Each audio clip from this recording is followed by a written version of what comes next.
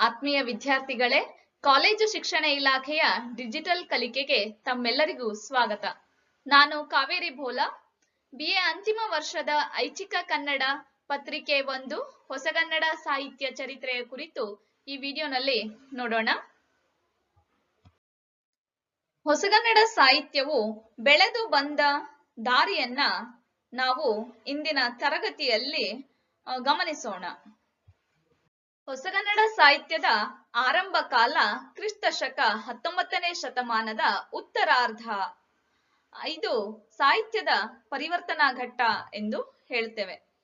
ಇದಕ್ಕೆ ಕಾರಣಗಳೇನೆಂದ್ರೆ, ಕ್ರಿಸ್ತ ಶಕ 1857ರ ಸಂಗ್ರಾಮದ ನಂತರ ಭಾರತಕ್ಕೆ ನೇರವಾಗಿ ಇಂಗ್ಲೆಂಡಿನ ಆಡಳಿತ ಬರ್ತದೆ. ಆಗ ಭಾರತದಲ್ಲಿರ್ತಕ್ಕಂಥ ಆಂತರಿಕ ಜಗಳಗಳು ಮತ್ತು ರಾಜ್ಯ ಮತ್ತು ಪುಟ್ಟ ಸಂಸ್ಥಾನಗಳ ನಡುವೆ ಇರ್ತಕ್ಕಂಥ ವೈಷಮ್ಯಗಳು, ವಿದೇಶಿಯರ ದಾಳಿಗಳು ಎಲ್ಲವೂ ಶಮನವಾಗಿ ಒಂದು ರೀತಿಯ ಶಾಂತಿಯ ವಾತಾವರಣ ಭಾರತದಲ್ಲಿ ನೆಲೆಸುತ್ತೆ. ಯಾವಾಗ ಇಂಗ್ಲೆಂಡಿನ ಆಡಳಿತ ಇಡೀ ದೇಶದ ಮೇಲೆ ಬಂತೋ ಆಗ ಎಲ್ಲೆಡೆ ಇಂಗ್ಲಿಷ್ ವಿದ್ಯಾಕ್ರಮ ಪ್ರಾರಂಭ ಆಗುತ್ತೆ.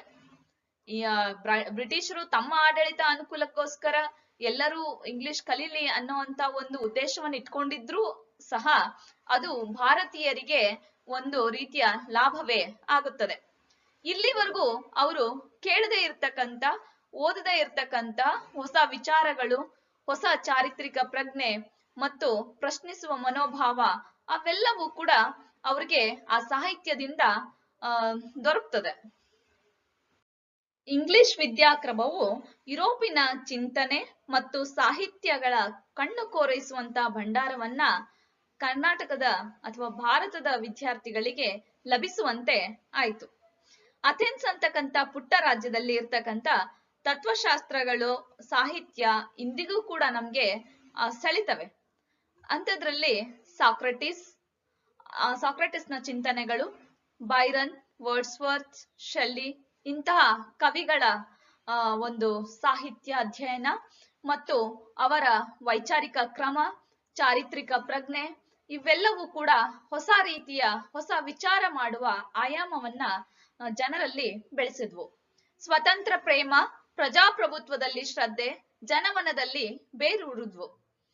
ತಮ್ಮ ಚರಿತ್ರೆಗಿಂತ ಭಿನ್ನವಾದಂತ ಜನರ ಚರಿತ್ರೆ ಅಧ್ಯಯನ ಏನಿದೆಯಲ್ಲ, ಇವರಿಗೆ ತಮ್ಮ ಭಾರತಕ್ಕೂ ಅದಕ್ಕೂ ಹೋಲಿಕೆ ಮಾಡಿ ನೋಡೋದಕ್ಕೆ ಅನುಕೂಲವಾಯಿತು. ರೂಢಿ ಸಂಪ್ರದಾಯಗಳನ್ನ ಪ್ರಶ್ನಿಸುವ ಮನೋಭಾವ, ಧೈರ್ಯ ಕೂಡ ಇಂಗ್ಲಿಷ್ ವಿದ್ಯಾಕ್ರಮದಿಂದ ಬೆಳೆದು ಬಂತು. ಆ ಸಾಹಿತ್ಯ ಜೀವನಗಳ ಸಂಬಂಧ ಯಾವ ರೀತಿ ಇದೆ ಮತ್ತು ಅದರ ಒಂದು ವಿಶ್ವರೂಪದ ದರ್ಶನ ಏನಿದೆ ಭಾರತೀಯರಿಗೆ ದೊರೆಯಿತು.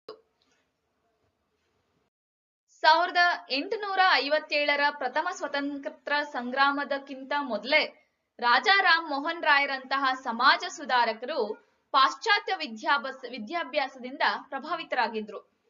ಅದರಿಂದ ಪ್ರಭಾವಿತರಾಗಿ ಕ್ರಾಂತಿಕಾರಿ ಅನಿಸುವಂತ ಸುಧಾರಣೆಗಳನ್ನ ಆಗಬೇಕು, ಭಾರತದಲ್ಲಿ ಸುಧಾರಣೆ ನಡಿಬೇಕು ಅಂತ ಹೇಳಿ ಅವರು ಬಯಸಿದ್ರು. ಉದಾಹರಣೆಗೆ ಸಹಗಮನ, ಬಾಲ್ಯ ವಿವಾಹ, ಅಸ್ಪೃಶ್ಯತೆ ಇವುಗಳನ್ನೆಲ್ಲ ಕೊನೆಗಾಣಿಸ್ಬೇಕು, ವಿಧವಾ ವಿವಾಹ ಇತ್ಯಾದಿ ವಿಚಾರಗಳನ್ನ ಪ್ರತಿಪಾದಿಸಿದ್ರು. ಸಾಂಪ್ರದಾಯಿಕ ಗ್ರಂಥಗಳನ್ನ ಅಂದವಾಗಿ ಒಪ್ಪದೆ ಅವುಗಳನ್ನೆಲ್ಲ ಓದಿ ಅರ್ಥ ಮಾಡಿಕೊಂಡು ಅದರ ಮೌಲ್ಯಗಳನ್ನ ತಿಳಿದುಕೊಳ್ಳುವಲ್ಲಿ ಅವರು ಪ್ರಯತ್ನಿಸಿದರು. ದೇವೇಂದ್ರನಾಥ ಠಾಕೂರ್, ವಿವೇಕಾನಂದರು, ರಾಮತೀರ್ಥರು ಮೊದಲಾದವರ ಪ್ರಭಾವ ಭಾರತದ ಮೇಲೆ ಆಯಿತು.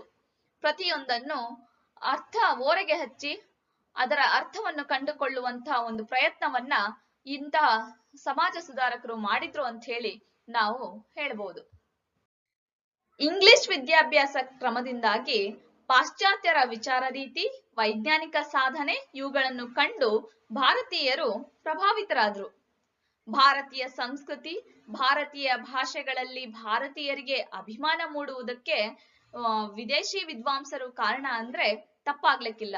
ಅವರು ನಮ್ಮಲ್ಲಿ ಇರ್ತಕ್ಕಂತಹ ಸಾಕಷ್ಟು ತತ್ವಶಾಸ್ತ್ರದ ಗ್ರಂಥಗಳನ್ನ, ಶಾಸ್ತ್ರ ಗ್ರಂಥಗಳನ್ನ ತಮ್ಮ ಭಾಷೆಗೆ ಅನುವಾದಿಸಿದ್ರು. ಭಾರತದ ಪ್ರಾಚೀನ ಸಾಹಿತ್ಯ ಅಧ್ಯಯನಕ್ಕೆ ಪಾಶ್ಚಾತ್ಯರ ಕೊಡುಗೆ ಅಪಾರವಾದ್ದು. 1783ರಲ್ಲಿ ಚಾರ್ಲ್ಸ್ ವಿಲ್ಕಿನ್ಸ್ ಎನ್ನುವಾತ ಭಗವದ್ಗೀತೆಯನ್ನು ಇಂಗ್ಲಿಷ್ಗೆ ಅನುವಾದ ಮಾಡಿದ.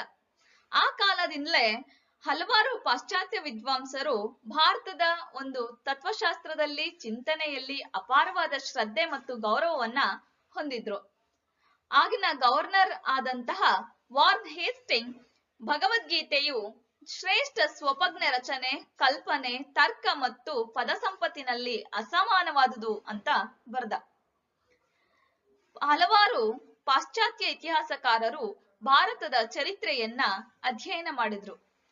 ಕೇಂಬ್ರಿಡ್ಜ್ ಹಿಸ್ಟರಿ ಆಫ್ ಇಂಡಿಯಾ ಎನ್ನುವಂತ ಗ್ರಂಥವನ್ನೇ ರಚಿಸಿದ್ರು. ಕ್ರಿಸ್ತಶಕ 1827ರಲ್ಲಿ ಲಂಡನ್ನಲ್ಲಿ ಓರಿಯೆಂಟಲ್ ಟ್ರಾನ್ಸ್ಲೇಷನ್ ಫಂಡ್ ಅನ್ನ ಸ್ಥಾಪನೆ ಮಾಡಿದ್ರು. ಮ್ಯಾಕ್ಸ್ ಮುಲ್ಲರ್ 1852ರಿಂದ 56ರವರೆಗೆ ವೇದಗಳನ್ನ ಕುರಿತು 3 ಗ್ರಂಥಗಳನ್ನ ಪ್ರಕಟಿಸಿದ. ಕ್ರಿಸ್ತಶಕ 1870ರಿಂದ ಸುಮಾರು 50 ಗ್ರಂಥಗಳನ್ನ sacred books of the east ಗ್ರಂಥಮಾಲೆಯಲ್ಲಿ ಪ್ರಕಟಿಸ್ತಾರೆ. ಭಾರತೀಯ ಇತಿಹಾಸ, ತತ್ವಚಿಂತನೆ, ಸಾಹಿತ್ಯ ಇವನ್ನು ಪಾಶ್ಚಾತ್ಯರು ಮೆಚ್ಚಿದ್ದು ಭಾರತೀಯರಿಗೆ ತಮ್ಮ ಸಾಹಿತ್ಯದಲ್ಲಿ ಗೌರವವನ್ನ, ಆಸಕ್ತಿಯನ್ನ ಉಂಟು ಮಾಡಿತು.